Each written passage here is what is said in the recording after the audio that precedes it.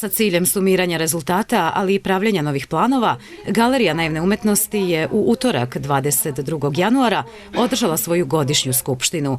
Prisutni su bili skoro svi članovi, radnici, ali i saradnici, kao i predstavnici upravnog odbora galerije. Nakon uvodnih reči direktorke naše najpoznatije ustanove umetnosti, Ane Žolnaj-Barca, predstavljene su prošlogodišnje aktivnosti. Trudimo se da uvek svake godine ili krajem godine ili početkom godine organizujemo jedan susret svih slikara članova Galerije naivne umetnosti kako bi i oni produbili neku međusobnu saradnju i kako bi bili upoznati sa radom Galerije naivne umetnosti, znači koja se događala prethodne godine i kako bi ujedno se malo i družili i produbili tu saradnju međusobnu kako i sa Galerijom naivne umetnosti.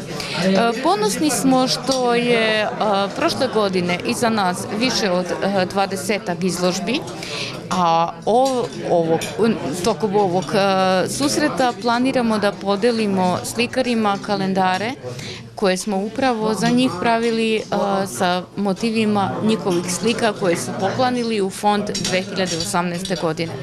Tako da koliko vidim, atmosfera je lepa, slikari su zadovoljni i sigurna sam da ćemo i u narednom periodu imati uspešnu saradnju. Sa prošlogodišnjim radom zadovoljni su i slikari.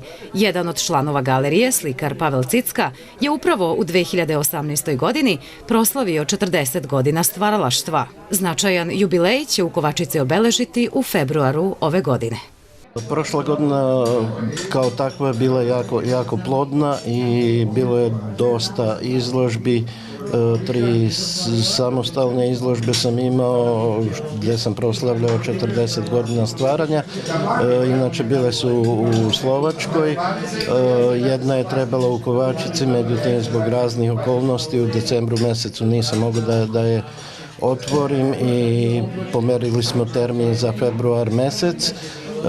Znači otvaranje će biti 23. februara. Na toj izložbi će biti zastupljene slike maltene od samog početka pa do zadnjih dana stvaranja. Mislim da bi trebala da bude reprezentativna izložba i pored toga što stalno imam nekih problema oko stvaranja. Momentalno bio sam 2 nedelje bolestan, nisam uzimao četku u ruku i stvarno malo mi je vremenski sam ograničen, ali i pored toga mislim da će izložba biti jako dobra. U odnosu na 2017. prošla godina je Galeriji naivne umetnosti donela više, kako individualnih, tako i grupnih poseta. U 2018. je galeriju posetilo više od 20.000 gostiju. Galerija je tokom protekle godine radila kako na promociji umetničkog stvaralaštva svojih članova, tako i na afirmaciji nekih drugih vidova umetnosti.